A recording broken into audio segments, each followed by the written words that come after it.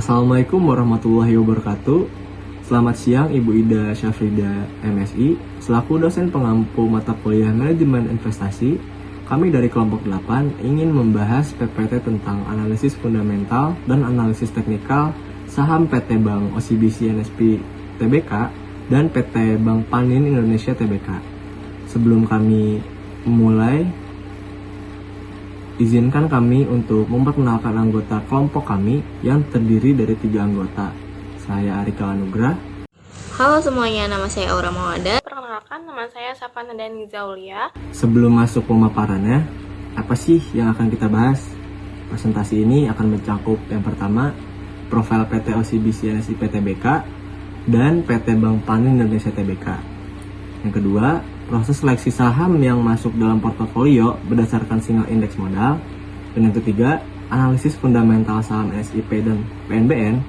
Yang keempat, analisis teknikal saham NSIP dan PNBN. Oke, yang pertama, saya akan membahas profil PT Bank OCBC NSIP Tbk yang merupakan salah satu bank tertua di Indonesia yang berdiri pada 4 April 1941 di Bandung, dengan nama awal NV Netherlands Indies Spare and Deposito Bank. Pada tahun 1981, nama bank ini berubah menjadi Bank NSIP. Dan setelah OCBC, bank dari Singapura menjadi pemegang saham mayoritas, bank ini resmi berganti nama menjadi Bank OCBC NSIP. Kemudian, pada November 2023 dilakukan rebranding dan bank ini kini dikenal sebagai OCBC. Kantor pusatnya beralokasi di OCBC Tower, Jakarta Selatan. Bank OCBC melayani nasabah melalui 337 kantor cabang dan sekitar 780 unit ATM atau edisi yang tersebar di seluruh Indonesia. OCBC menawarkan beragam layanan seperti tabungan, giro, kredit kepemilikan rumah, kredit usaha kecil dan menengah, serta wealth management dengan dukungan digital melalui aplikasi OCBC Mobile dan OCBC Business. Lanjut yang kedua, yaitu saya akan membahas profil PT Bank Panin Indonesia Tbk yang merupakan bank swasta nasional yang terdiri pada 17 Agustus 1971 hasil penggabungan 3 bank nasional, yaitu Bank Kemakmuran, Bank Industri Dejaja Indonesia, dan Bank Industri atau Dagang Indonesia. Bank ini berkantor pusat di Panin Bank Center, Jalan Jenderal Sudirman, Jakarta. Pada tahun 1982, Panin Bank menjadi bank pertama di Indonesia yang mencatatkan sahamnya di Bursa Efek Jakarta. Panin Bank memiliki jaringan luas dengan lebih dari 500 kantor cabang serta ratusan mesin ATM di berbagai wilayah. Produk dan layanan yang ditawarkan mencakup tabungan, deposito, kredit, konsumer dan komersial, serta layanan digital seperti Panin Mobile Bank dan Internet Banking. Selanjutnya ini yaitu proses seleksi saham yang masuk dalam portofolio berdasarkan single index model. Yang pertama itu dengan kode BBCA, yang kedua BNBA, yang ketiga NSIP, yang keempat BABP, yang kelima Mega, yang keenam BBNI, yang ketujuh BMRI, yang kedelapan BBRI, yang ke-9 BSIM, yang ke-10 BNLI, yang ke-11 itu BDMN, ke-12 BACA, ke-13 SDRA, 14 BINA, 15 BNEI, 16 BBTN, 17 PNBN, 18 BBKP, 19 MAYA, dan terakhir INPC. Selanjutnya, saya akan menjelaskan proses seleksi saham yang masuk dalam portofolio berdasarkan single index model. Seleksi pertama adalah seleksi apabila nilai excess return to beta kurang dari 0. Yang bertahan dari seleksi ini adalah saham BBCA, NISP, BMRI, BDMN, BACA, BINA, PNBN, dan MAYA. Dan seleksi yang kedua adalah seleksi apabila nilai beta kurang dari 0. Yang bertahan dari seleksi ini adalah BBCA, NISP, BMRI, dan PNBN.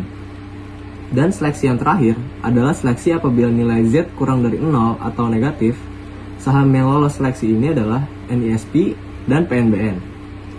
Setelah diketahui saham yang kompeten dari ketiga seleksi tersebut, dihitung bobot dari dua saham yang berhasil bertahan, yaitu NSIP dengan bobot 97,82% dan PNBN dengan bobot 2,18%.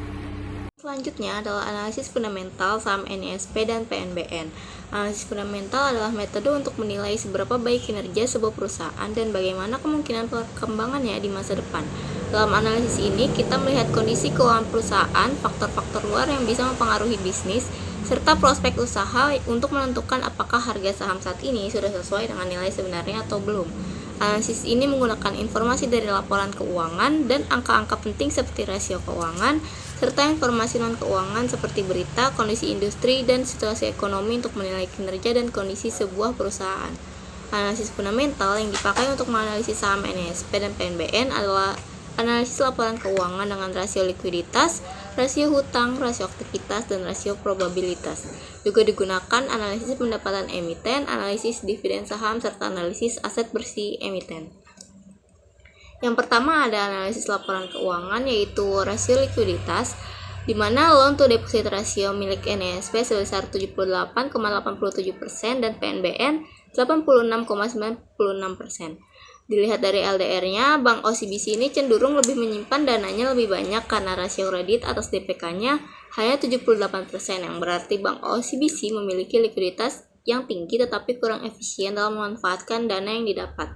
Sedangkan Bank Panin tidak seliquid Bank OCBC tetapi lebih efisien dalam memanfaatkan dana yang didapat karena persentase yang disalurkan ke kredit lebih besar, yaitu sebesar 86%. Lalu ada loan to asset rasio, yaitu NISP sebesar 57,8% dan PNBN 54,31%. Nah, hal ini menandakan bahwa kedua bank memberikan pinjaman kepada nasabahnya sekitar 50% atau setengah dari total aset yang mereka miliki. Lalu masuk ke rasio hutang, debt to asset ratio milik NISP itu sebesar 85,52% dan PNBN 77,01%. Hal ini menandakan bahwa Bank OCBC dan Bank Panin bisa menutup utang dengan asetnya karena presentasi utang lebih kecil daripada aset, atau Bank OCBC dan Bank Panin memiliki banyak aset yang dibiayai dari utangnya. Selanjutnya, debt to equity ratio, NISP itu sebesar 590%, sedangkan PNBN 335%. Hal ini menandakan bahwa kedua perusahaan itu mengandalkan utang untuk pendanaan mereka daripada modal. Hal ini bisa menjadi kurang efisien karena total utang jauh lebih besar daripada total modal. Lalu ada rasio aktivitas, total asset turnover milik NISP itu 0,0393 kali, sedangkan PNBN 0,032 kali. 0,0532 kali. Nah, hal ini menandakan bahwa kedua bank tersebut kurang efisien dalam memanfaatkan aset mereka untuk mendapat pendapatan bunga. Selanjutnya itu ada rasio probabilitas, yaitu net profit margin. Diketahui bahwa NPM dari OCBC itu 44,06% dan Bank Panin 18,55%. Hal ini menandakan bahwa Bank OCBC lebih unggul dalam menghasilkan laba bersih dari pendapatan bunganya daripada Bank Panin. Lalu ada return of asset dari NISP sendiri 1,74% dan PNBN 1,117%. Nah, hal ini menandakan bahwa kedua bank kurang efisien dalam memanfaatkan aset mereka untuk memperoleh keuntungan atau laba.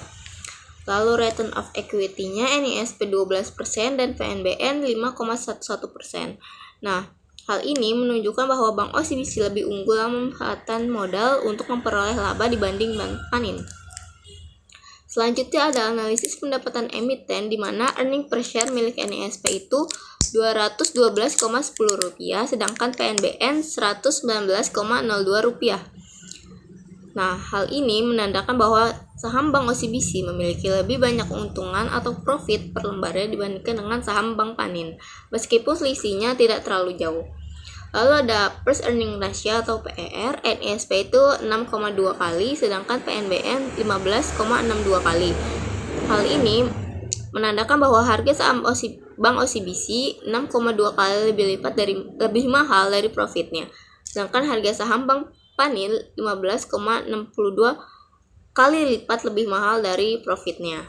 Lalu analisis dividen saham, yaitu dividend payout ratio NISP sebesar 3,394% atau sedangkan Bank Panin itu 0%.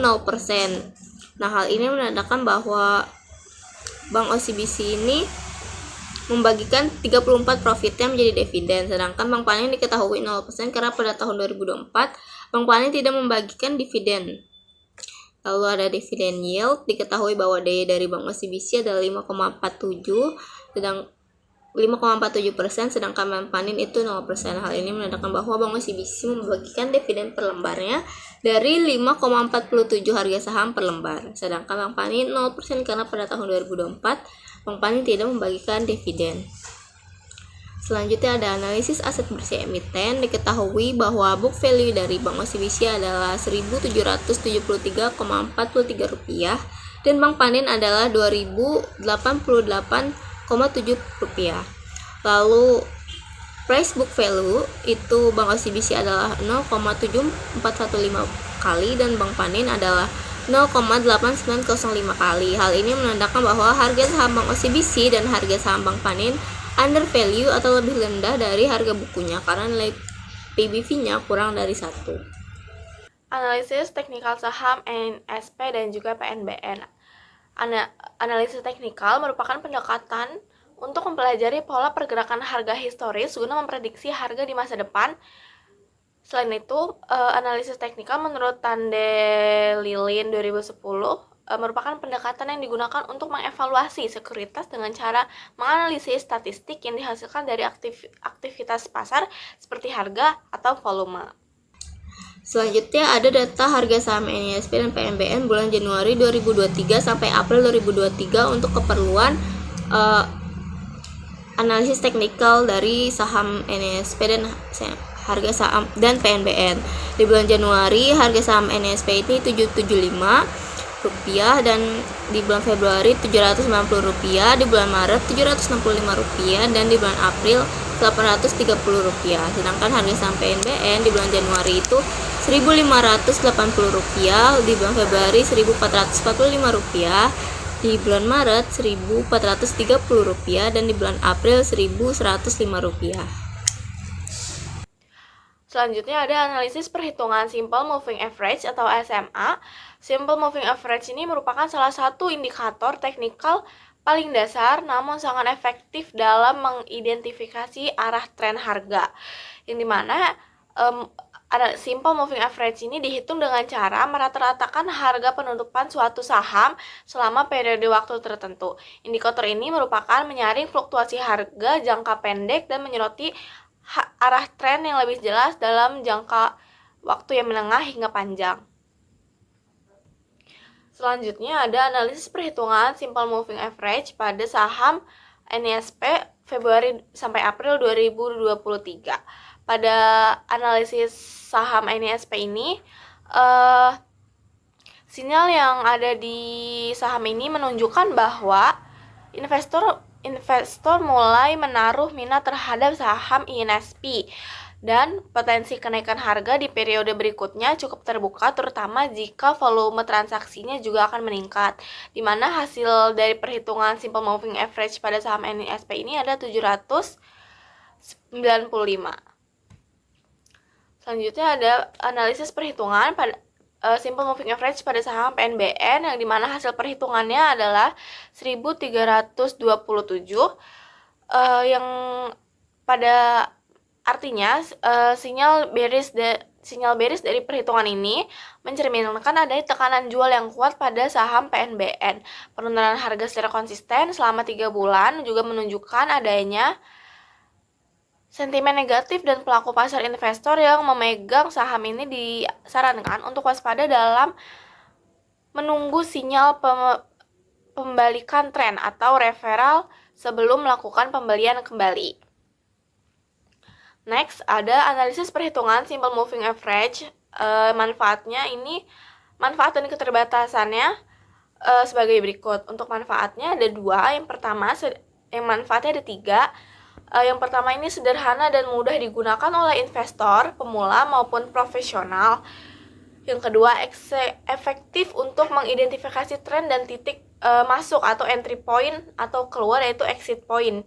Dan yang terakhir, dapat dikombinasikan dengan indikator lain seperti RSI, MACD, atau volume perdagangan untuk analisis yang lebih komprehensif. Selanjutnya ada keterbatasan. Keterbatasan juga ada tiga. Yang pertama ada lagging indicator, yaitu simple moving average bersifat tertinggal karena hanya merefleksikan data pada masa lalu. Yang kedua, kurang responsif terhadap perubahan harga yang mendadak atau volatilitas tinggi. Yang terakhir, dapat menghasilkan sinyal palsu atau false signal dalam pasar yang bergerak sideways atau tidak memiliki tren yang jelas. Selanjutnya ini ada analisis perhitungan saham simple moving average pada implikasi strategis untuk investasi. Dalam konteks strategi portofolio, investor dapat mengalokasikan dana yang lebih besar ke saham NISP karena menunjukkan kekuatan harga yang meningkat. Begitupun sebaliknya, karena PNBN dapat digunakan dipertimbangkan hanya sebagai cadangan atau posisi spekulatif dengan risiko yang tinggi. Selanjutnya, analisis tren dan pola harga. Analisis tren dan pola harga merupakan bagian integral dari analisis teknikal yang bertujuan untuk mengidentifikasi arah pergerakan harga saham melalui observasi pergerakan historisnya. Selain itu, pola harga yang terbentuk dari fluktuasi harga juga memberikan sinyal penting bagi investor seperti pola breakout, support resistance atau reversal atau pembalikan arah. Tren dari analisis teknikal terbagi menjadi 3 kategori utama. Yang pertama ada naik turun, yaitu tren naik turun atau uptrend. Yang kedua tren turun, yaitu downtrend. Yang ketiga ini tren mendatar atau sideways. Selanjutnya ada harga saham OCBC NISP pada bulan Februari 2023 sampai April 2023. Di sini terlihat pada bulan Februari harga penutupan ini 790, Maret 765, dan April 830. Terlihat adanya kenaikan signifikan dari bulan Maret ke April, yaitu sebesar Rp765 menjadi Rp830. Hal ini menunjukkan adanya kenaikan sebesar 8,5% dalam satu bulan yang dapat diinterpretasikan sebagai breakout dari tren mendatar yang terjadi di bulan sebelumnya. Breakout terjadi ketika harga berhasil menembus level resisten yang tinggi, yaitu titik tertinggi sebelumnya yang menjadi penghalang bagi harga untuk naik lebih tinggi. Dalam konteks ini, harga bulan April berhasil menembus level resistance bulanan, yaitu sekitar Rp790 sampai Rp800, yang sebelumnya menjadi batas dari arah konsolidasi harga. Menurut Marpi 1999, breakout dari resisten biasanya diikuti dengan peningkatan volume dan menjadi sinyal bagi fase akumulasi, yaitu ketika investor institusional mulai membeli secara bertahap. Hal ini akan menjadi sinyal positif bagi investor jangka pendek maupun menengah karena berpotensi diikuti oleh tren naik yang berkelanjutan atau continuing trend. Selanjutnya ada harga saham panin PNBN pada bulan Januari 2023 sampai April 2023. Di sini diketahui bahwa harga saham panin yaitu pada bulan Januari 1.580, bulan Februari 1.445, dan Maret 1.430, April 1.105. Penurunan ini menunjukkan bahwa harga membentuk lower low secara berkelanjutan, yaitu ketika setiap titik terendah baru lebih rendah dari titik sebelumnya. Ini merupakan karakteristik utama dari sebuah downtrend. Sebagaimana dijelaskan oleh Marpi 1999, dalam situasi seperti ini tidak terdapat sinyal teknikal pembalikan arah atau reversal karena harga belum menunjukkan pola pembalikan seperti double bottom atau blushing engflung. Selanjutnya, kondisi ini juga menunjukkan bahwa saham PNBN sedang berada dalam fase distribusi atau penurunan karena di mana pada tekanan jual lebih dominan dibandingkan minat beli. Menurut Pring 2014, pergerakan harga yang membentuk lower low dalam jangka pendek hingga menengah mengindikasikan bahwa pelaku pasar cenderung pesimis terhadap prospek saham tersebut. Di sini juga dijelaskan bahwa berdasarkan hasil analisis teknikal saham terhadap kedua saham tersebut, pada saham NISP dapat menjadi saham utama dalam portofolio jangka pendek sampai menengah karena adanya menunjukkan potensi pertumbuhan harga atau sinyal teknikal yang mendukung. Sedangkan pada saham PNBN sebaiknya tidak dimasukkan ke dalam portofolio untuk saat ini kecuali digunakan sebagai posisi spekulatif dengan alokasi kecil dan strategi manajemen risiko yang ketat. Dapat disimpulkan bahwa diversifikasi tetap diperlukan untuk menghindari risiko konsentrasi. Strategi alokasi aset juga sebaiknya dipertimbangkan komposisi sektor dan likuiditas sahamnya. Kesimpulannya, berdasarkan hasil analisis fundamental dan teknikal terhadap saham PT Bank OCBC Tbk dan PT Bank Pan Indonesia, dapat disimpulkan bahwa yang pertama, berdasarkan analisis dengan single index model, hanya saham NSIP dan PNBN yang lolos dari proses seleksi portofolio. Namun, bobot alokasi yang sangat besar terhadap saham NSIP, yaitu 97,82%, dibandingkan PNBN dengan 2,18%, menunjukkan bahwa NSIP lebih layak dijadikan saham utama dalam portofolio investasi. Dan yang kedua, dari sisi fundamental, Bank OCBC NSIP menunjukkan kinerja keuangan yang lebih stabil dan efisien dibandingkan Bank Panin. Hal ini terlihat dari rasio profitabilitas seperti net profit margin dan return on equity yang lebih tinggi, serta kebijakan pembagian dividen yang konsisten. Sebaliknya, Bank Panin tidak membagikan dividen pada tahun 2024 dan memiliki efisiensi serta profitabilitas yang relatif lebih rendah.